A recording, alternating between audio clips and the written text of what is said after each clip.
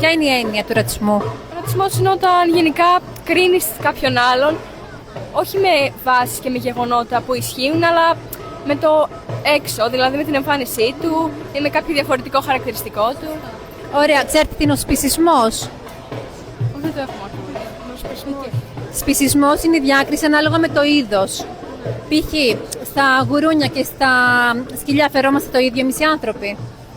Δεν φερόμαστε το ίδιο, καθώς τα γουρούνια τα σκοτώνουμε, τους φερόμαστε άσχημα, ενώ στα σκυλιά το έχουμε κάνει πολύ κατοικίδια ζώα. Τα κακοποιούν γενικότερα, τα κατοικίδια ζώα τα συμπεριφέρονται καλά και γενικότερα καλύτερα από ζώα όπως γουρούνια που τα σφάζουν μόνο και μόνο για τροφή. Ακριβώς, πολύ σωστά. Τα κατοικίδια ζώα, τα pet που λέμε, προστατεύονται από την νομοθεσία. Τα ζώα φάρμας, τα κτηνοτροφίας δεν προστατεύονται, κακοποιούνται, δολοφονούνται. Αυτό σας φαίνεται ok? Καθόλου, καθώς και αυτά την ίδια ψυχή έχουν ουσιαστικά.